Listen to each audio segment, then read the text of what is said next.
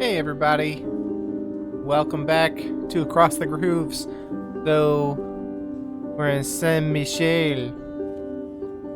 I realized that I've hardly set foot in this district since I split up with Ulysse.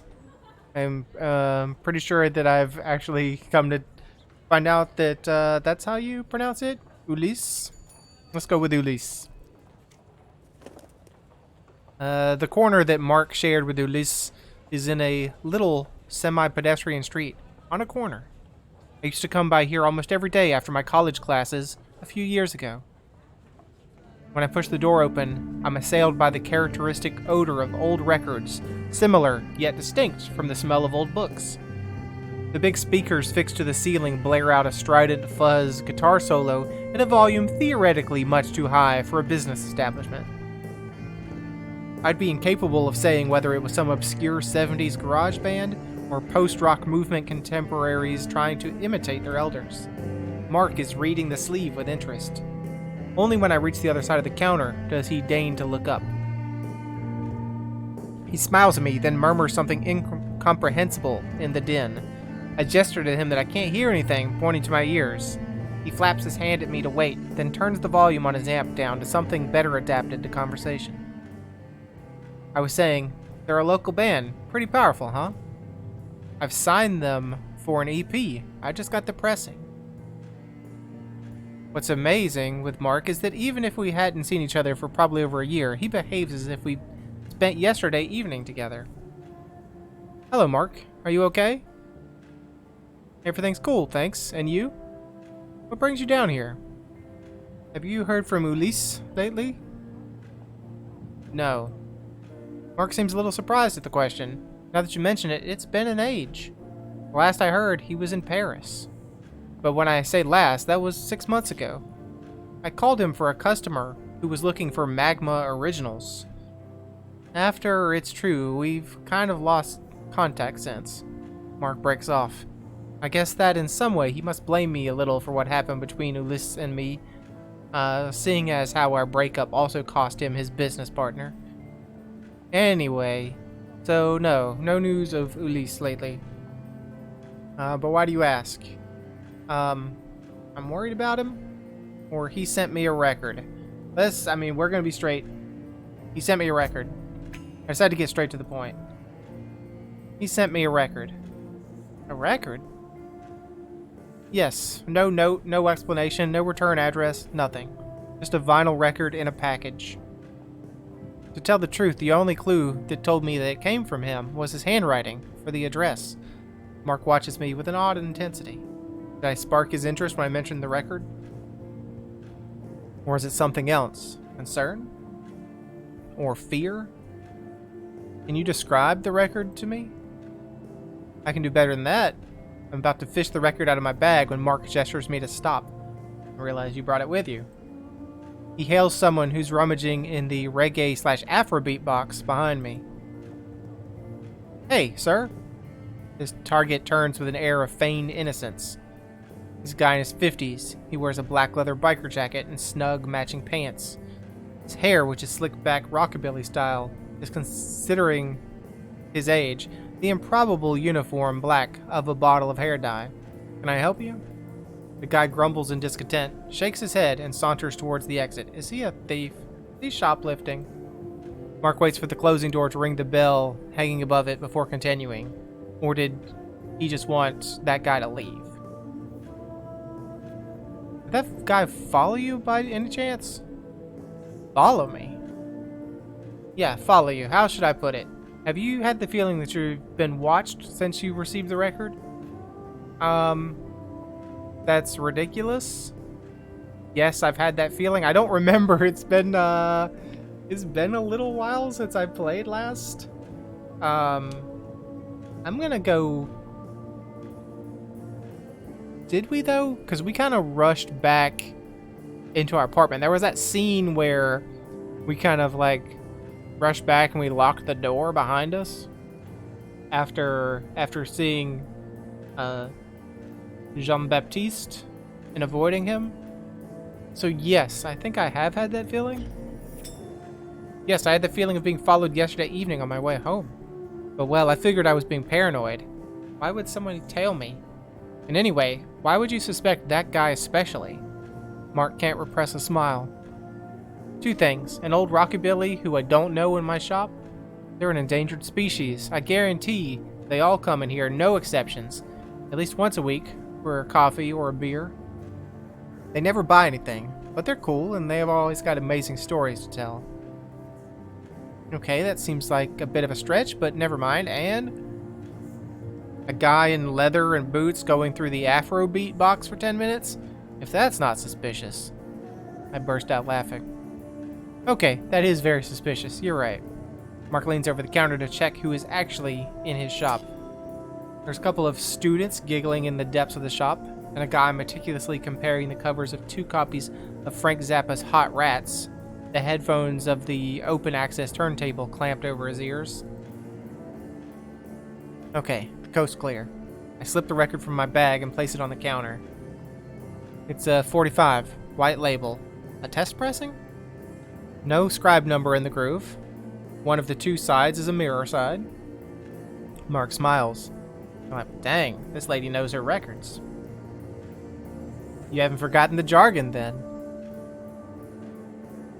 After all the time I spent with Ulysse, I think it's lodged in my brain forever.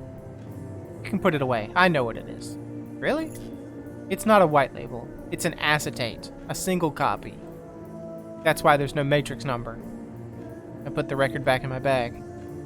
But I'm surprised you don't recognize it. Ulysse unearthed it a while before you split up. It was the only record he wanted to keep when he left. Which meant I had to buy his share of the stock. I would prefer that he take the psychedelic shelf. It would have saved me taking out a bank loan. Did you listen to it? Do you know where it comes from? Do you know where it comes from? You know where it comes from? Well, no, I don't know how Ulysse got hold of it. On the other hand, there are quite a few legends going around about that record. Have you ever heard of Robert Johnson? No. No, sorry, can't say I have. He was an old Mississippi blues man. When I say old, I mean old. 30s. He's the guy who invented tons of great blues riffs at a time when they were barely able to record them. See a guy standing in the crossroads. He works in a cotton field, and from one day to the next, he got hold of a guitar and was able to play it perfectly. The legends say he made a pact with the devil at the crossroads. He died suddenly in 1937. I guess it was 1938, or unless it was 1938. Never mind, nobody's sure of the date in any case. The cause of death is just as mysterious. Ah, yes, I remember. He was the first member of the 27 Club, right? These are musicians that died at age 27. Exactly. Or one of the first. The most comprehensive list counts 2 or 3 musicians before Johnson. Officially, he died at 27 years old, like Joplin, Morrison, Brian Jones, Nick Drake, or more recently, Cobain. Wait, the micro groove didn't exist back then. If it's really his music on the record, it should be a 78, shouldn't it? Precisely. I'm getting to that. So he died mysteriously at the end of the 30s. There are 2 or 3 witness reports from people who claim to have seen Johnson on stage during the 40s, but nothing very reliable. The rest of the story, which is much less well known, happens 20 years later, a few hundred miles further north. Memphis, Tennessee. At the end of the golden age of Sun Studios, Presley had already left the label for RCA, and Carl Perkins just had a car accident.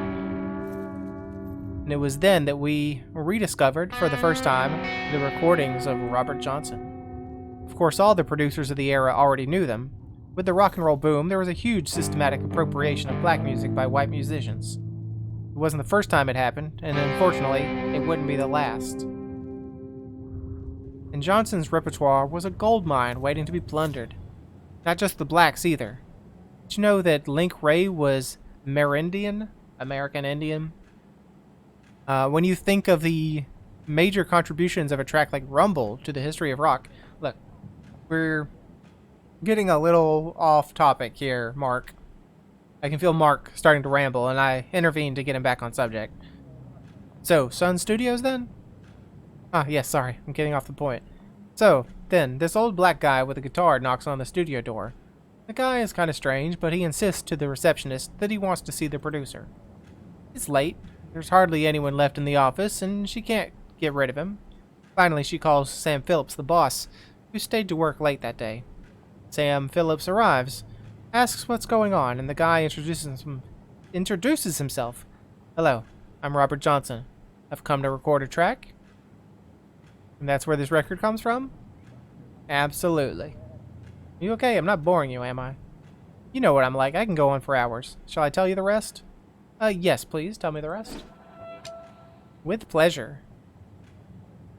I find these old stories fascinating. I don't know what it's trying to tell me up here. Okay, so we've learned about Carl Perkins, Elvis Presley, Sun Studios, Link Ray, Frank Zappa. So we can... Hot Rats. I mean, there's tons of stuff in here.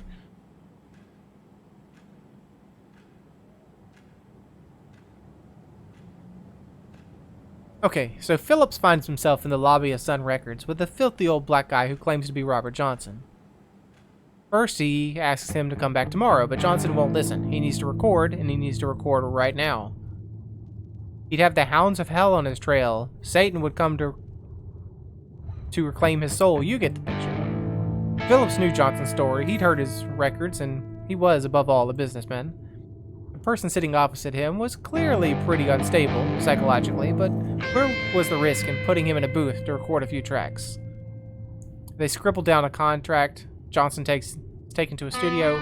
Phillips goes back to doing what he was doing. 2 or 3 hours later, there's this god-awful noise which echoes throughout the whole building. It comes from Studio B, where Johnson is recording. The witnesses said that when they entered the room, there was a strong smell of sulfur. And brimstone, perhaps? The technician was in a fetal position under the console, and Johnson was gone, as if he'd just vanished. They called an ambulance for the technician. They say the poor guy spent the rest of his life in a mental asylum. All they found in the studio was the old Gibson L1, which Johnson arrived with, broken in pieces, and the track, which was recorded during the session, recorded on acetate. Mark nods his head at my handbag. Your record. Phillips takes it to his office, where it stays for many years, and from that moment, fortune smiled on him again. Sun Records bounced back by signing Johnny Cash. Perkins recovered from his accident and returned to the studio. But the good luck only lasted for a while. After a long decline in the 60s, the back catalog was sold off to the highest bidder, and the studio closed down. The place is some sort of rock and roll museum these days. Anyway, that's it. All that to say that this recording, it's kind of the holy grail of record collectors, if you get what I mean. Plenty of crazies who say it's got magical powers. If I were you, I'd be very careful. That record attracts trouble. And to be honest, it makes me pretty anxious about Ulysse. It's obvious the most precious thing he possesses. Him sending it to you by post like that, that's not a good sign. After everything you've just told me, yes, it is worrying. Do you have his telephone number? The simplest thing would be try to reach him for a start, right? Mark nods and picks up the handset. He hangs up a few seconds later. It's sending me direct to his answer phone, telling me my correspondent's voicemail box is full, which isn't totally surprising with Ulysse. We're interrupted by the sound of the bell, which hangs above the door. A young girl with striking 60s style approaches the counter. She shyly asks if there are any tickets left for Belle and Sebastian next month at the Femina. Mark takes the tickets from beneath the counter and makes the sale. I gaze after the young woman as she leaves. Mark clears his throat loudly at me. He watches me with a smirk. I realized that I was probably staring at his customer so hard that he noticed. That style would suit you. Do you think? I don't think so. Well, let's... I mean, clearly you have more to tell me, Mark. Tell me. You think? I'm surprised to find myself considering the possibility. Then again, it's not as if my job gives me much leeway fashion-wise. I don't know, I'm not persuaded that my bosses would find it as cool as you do. What was in your head going into finance? I'm a personal financial advisor in a little city center bank in Bordeaux. It's not exactly what I'd call going into finance. Anyway, what were you saying? That Ulysse is impossible to reach, and that it's not really surprising? I'd give you his address if you want. Do you go up to Paris sometimes for work? Mike grabs a pen and paper. It can happen, like once a year max. In any case, it's not going to happen anytime soon. Same for me. I just got back from vacation. It'd be kind of tricky to justify a trip to Paris. I've written down his number too, just in case. Mark gives me the paper. The first to hear anything calls the other, right? Thanks, Mark. If you should drop by more often, it's good to see you. You should drop by more often. It's good to see you. As I say, don't be a stranger. You're right. I should stop by more often. I appreciated the chat, Mark. You're right. I'll try to come by more often in the future. My apartment looks like a bomb site. Someone's burgled me looking for the record. I had sensed that something was wrong as soon as I entered the communal areas. The door of the apartment was already ajar when I pushed it open, and I prepared myself for the spectacle I was about to confront. Every square centimeter has been carefully searched, every closet emptied, every drawer turned out. I pick up a cushion which lays on the living room floor and replace it on the couch before dropping down next to it, dejected. I realize that Mark's warnings weren't unfounded. Someone really wants that record, and that person is ready to enter my home while I'm away to achieve their ends. Was it the Rockabilly Billy who was spying on me in the record store? He didn't seem particularly dangerous. On the other hand, a record with the power to change the past. I totally understand that someone might want to get a hold of it, even if that means breaking a few laws along the way. I guess there are a few things that I might be tempted to change myself. We all have our regrets, our missed opportunities. I glance at the turntable. It's been thrown on the floor, and the tone arm has flown under the dresser. Just as well. At least I won't be tempted to listen to it again. At least not until I have a better understanding of how the record works. At the moment, the only solid lead I have is Ulysse. I take out my phone and dial the number that Mark gave me. Maybe I'll be luckier than him, you never know. Apparently not, because I'm also welcomed by the recorded operator's voice telling me in a monotone voice that your correspondent's voicemail is full.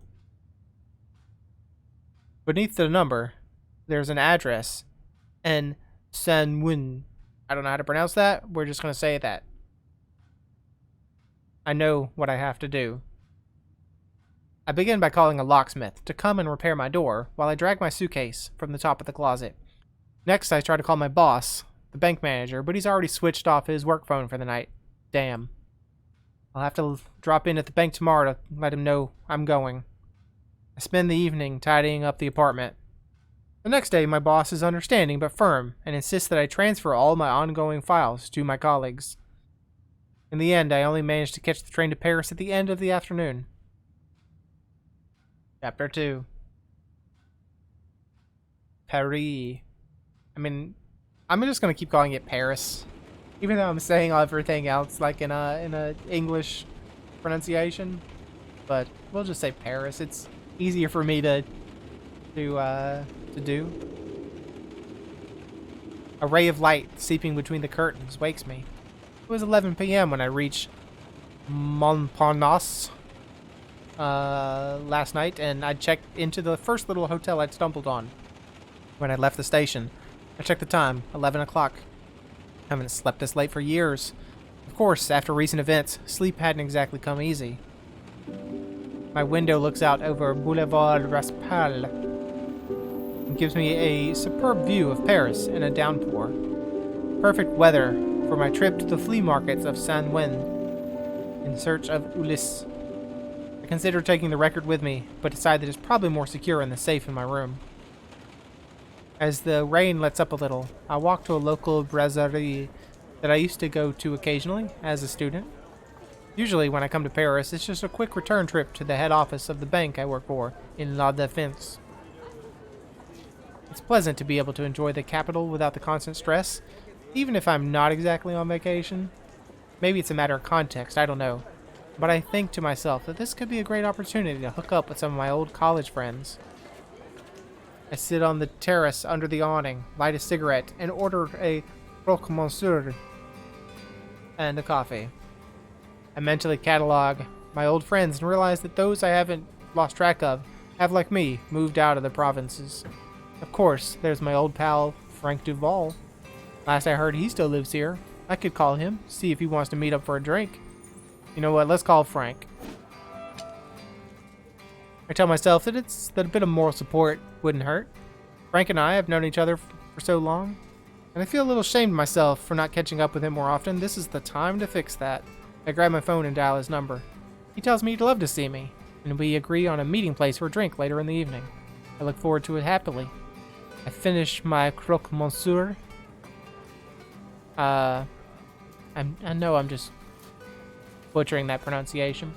Pay the bill, and set off towards the nearest subway entrance. The rain is falling again when I get to Saint-Ouen. The address that Mark gave me is stall 73 in the Jeu Valle Market. I have trouble finding my way among the different markets, and I stop several times and ask for directions. When I finally stumble upon the entrance of Jeu Valle, it's well into the afternoon, and some of the stalls are already closing. I hope I'm not going to pay for my lie-in by finding myself facing a closed metal shutter. I work my way down a lane to stall 73. Fortunately, instead of the old record stall I had hoped to find, the place is taken by a bookseller. A bit further along, there's a stall selling 1950s furnishings, which also has a few boxes of old records. Above the storefront, a sign announces Patty's Store, Hardware and Records. Maybe the owner, a young woman who looks like a Betty Page imitator, will be able to help me. On the other hand, the bookseller is hurriedly moving his boxes of books inside. I wait a few minutes, undecided, when the bookseller, an old man with a mustache, approaches me. It's Pierre Duplot. Hello, young lady. Come in. Don't be scared. He beckons me closer. I need to decide. I mean, clearly he's a Freemason. Look, I'm going to ask you, bookseller. It's not the question of the bookseller. I mean, I'm asking him because he's at the spot. Good afternoon, Mr. Pierre Duplot. Nice to meet you. He holds out a hand, and I shake it. Are you interested in old books? Can I help you with something? Yes, at least maybe. I'm looking for a stall that sells vinyl records. The address I was given is your pitch. I show him the paper with the address. Ah, yes, I remember him. Ulysse. A nice boy. He was doing some research into the, dilemma. I don't know what that is. He gave his stall up to me when he left Paris. He left Paris? Okay, so I need to know what the dilemma is, by the way. I mean, if he left Paris, he left Paris, but what's the dilemma? You know, the occult movement founded by Crowley, amongst others. Okay, Aleister Crowley. Sure. Will you tell me, Aleister Crowley? Yep. Describes the belief systems developed by Aleister Crowley. Founded on the dictum, do what thou wilt shall be the whole of the law. So do whatever you want to do. No one can stop you. Crowley, the name's familiar. Aleister Crowley, an Englishman. He wrote the Liber Arlevel Legis. You must have heard of it. There's plenty of fictional works that refer to it, a bit like Lovecraft or Edgar Allan Poe. Do what thou wilt shall be the whole of the law. I've got a very nice copy if you like. An American first edition, in excellent condition. But if you're interested in the subject, the Theosophists are much more informative than Crowley. If I were you, I'd begin with Blavatsky, instead of wasting your time with melodramatic Satan worshippers. He grabs a thick leather-bound volume labeled Isis Unveiled from the shelf behind him. I realize that the conversation is getting out of hand. If he starts trying to sell me merchandise, I'll never get him back on track. I have to refocus this discussion fast. Talk about the record? No, we're not going to mention the record. We don't want to mention a weird record. Look, I just need to know about Ulysse, okay? Look, sorry. I'm not interested in your books. I just want to find my friend. The man looks crushed. He must be a real fanatic. Ah, I see. Well, young lady, all I know for sure is that he let me have his pitch. When I asked why he wanted to give up such a great pitch, I think he said something about London to continue his research. I have to admit I wasn't really concerned. After all, it's none of my business. Anyway, that's all I can tell you. But you should ask Patricia. She's got a stall a bit further down the row. Points at a stall full of 1950s furnishings. Oh, yes, that one, of course. It's called Shea Patty. Actually, that's not Shea Patty. That's not the place that we originally talked about with the boxes of records. Maybe it is. She might be able to tell you more, considering that they were seeing a lot of each other, she and your friend, if you know what I mean. The bookseller looks at his watch. If you'll excuse me, it's time to shut up shop. I don't have any advice for you, but you should hurry if you want to talk to Patty. And if you're ever looking for a particular publication, do let me know. Thank you, Mr. Duplo. Good evening. I know what I have to do. Ah, so it is that lady. I just forgot the name of the shop. I approached the young woman, who was writing in a large notebook. The day's accounts, probably. I guess you're Patty? She looks up at me and answers with a slight Italian accent. Patrizia. Patty's for the tourists. What can I do for you? I'm looking for the owner of the old record store on pitch 73, Ulysses. The new stallholder told me that you knew him? Patrizia gives a broad smile as she gazes at me. Let me guess. Alice, right? She burst out laughing at my startled expression, delighted to have astounded me, but without a trace of spite. It's funny. You're not at all how I imagined you'd be. But how? Oh, it's simple. Elise told me about you, of course. You really screwed his head up when you left him, you know. But he's the one who left me. That's in the past. I distinctly remember that he left me, though. Tricia stares at me. Straight away, I regret my outbursts. How do you two know each other?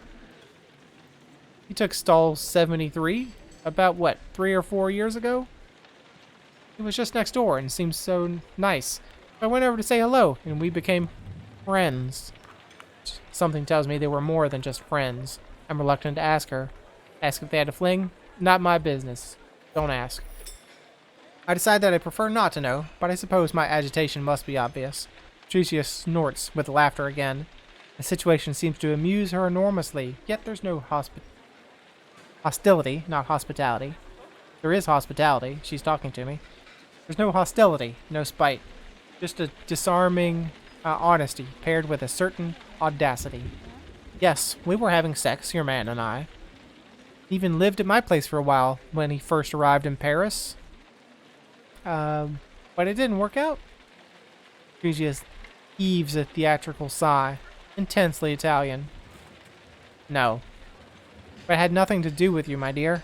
We just weren't meant to last. At least wasn't really my type, if you know what I mean.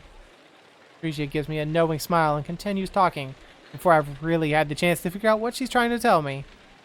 What are you trying to say? I don't really understand.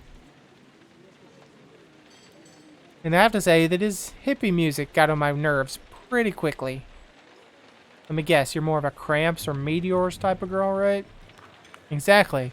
We could see eye to eye on the Sonics and the Kinks. That gave us a pretty small common ground. And of course, I soon realized that he was still hung up on you. Anyway, we broke up, but we stayed on good terms. He's not the type to hold a grudge, your Ulysses. Do you know where he is? I'm not asking anyone about the record. No one's talking about the record. Do you know what happened to him after he left Paris? The new owner of his pitch told me he probably went to London. He left in a bit of a hurry, but that's what he told me too. What do you mean in a hurry? Well, it pretty much happened overnight. He didn't want to tell me exactly why he was leaving. Is he also being pursued by the devil? Like this other guy? Like this black blues musician? To tell you the truth, I thought he was leaving for you, to go back to you. Guess I was wrong. Tricia rummages in her bag and pulls out her cell phone. She checks the time. Time to close up. Do you have plans for this evening? Her question catches me unawares. Actually, yes, I do. I'd planned to meet a friend for drinks. Why do you ask? That's a shame. I could have introduced you to someone who might have some answers to your questions. I can cancel with Frank easy enough. I can always see him some other time. On the other hand, do I really want to spend this evening with Patrizia and this mystery person? Look, I'm gonna go see Frank. And we've made the decision to call Frank. I'm not gonna shun the man.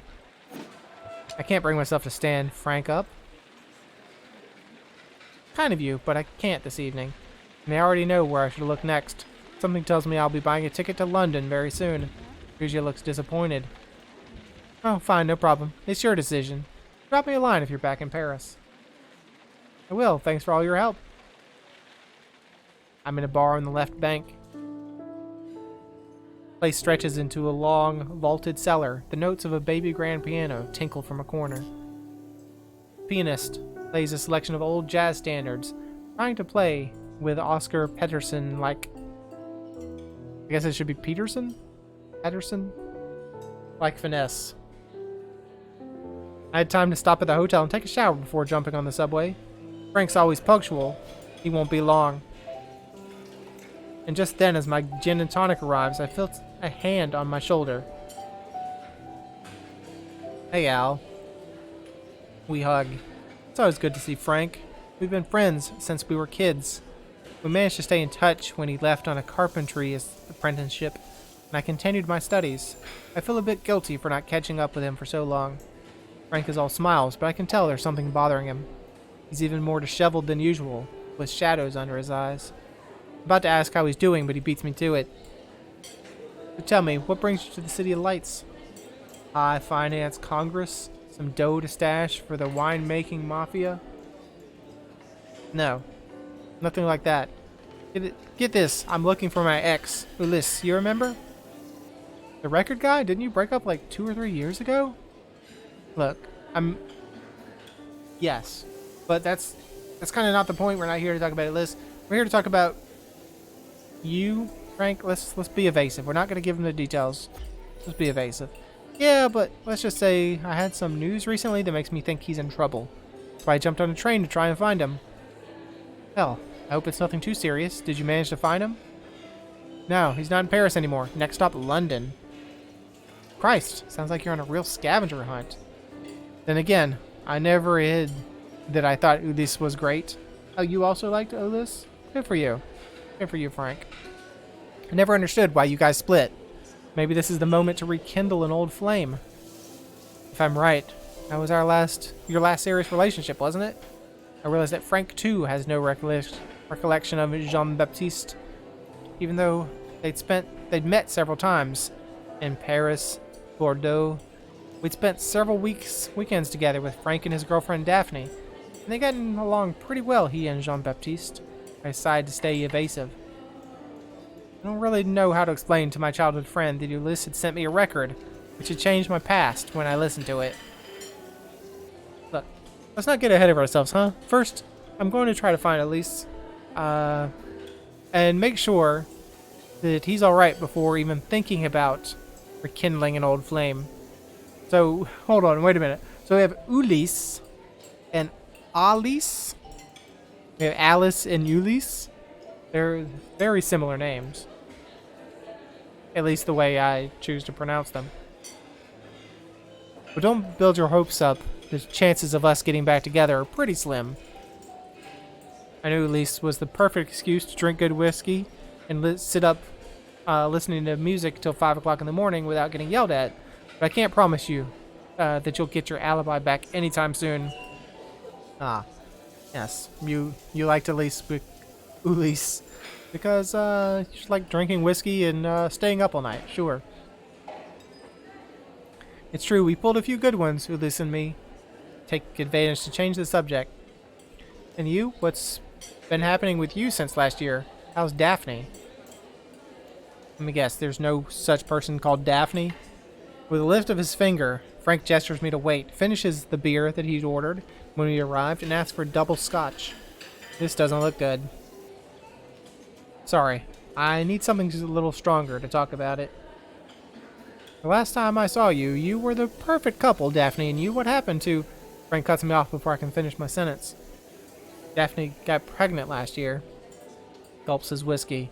She lost the baby. Give sign of affection, stay silent. Look. Sorry, Frank? Even though, let me guess, it wasn't your child? Put my hand on his shoulder. I'm sorry. It was complicated. A few months later, Daphne and me, we decided to separate. I figured it would be temporary, that she needed some time. I never thought I'd lose her forever. Then she got an inheritance from her grandmother. A big house in the country. In the Cruz. I don't know how to pronounce that either. She went to live down there in August. Kind of on a whim. She ditched her studies. That's a pity. That doesn't surprise me. No, I'm sorry, Frank. That's a pity. If there was one person in the world I could see finishing a doctorate in sciences, it's Daphne. Yeah, surprised me too. On the other hand, I understand the need to reconstruct, to change. When something like that happens, there's a before and an after. It broke something in me too. Frank's eyes are damp. I don't think I've ever seen him so vulnerable. I realize just how important she is to me. Just how much I couldn't live without her. Here's an idea, Frank. I'm going to chase a man all over the frickin' world, apparently. Went from Bordeaux to Paris, and now I'm on to London. So maybe you should just hop on the train and head down to the Cruce or whatever this place is called, and you should find this Daphne chick. And after? What happened after? I did something pretty stupid. I followed her. Okay, I take back what I said. Apparently that was not the smartest move. I moved to the village. Took on a few projects there. I was so afraid that she'd forget me. I know she needed time to get herself together. That I should let her go at her own rhythm. Do you remember what you said when we got together? Frank, it was more than 10 years ago. That's a long time. You said it wouldn't last. And still, 10 years after that night, at your apartment, we were still together. When I think that I was so beat, I almost didn't go. You know, it was me who pushed for the baby. Daphne wanted to wait until she'd finished her doctorate.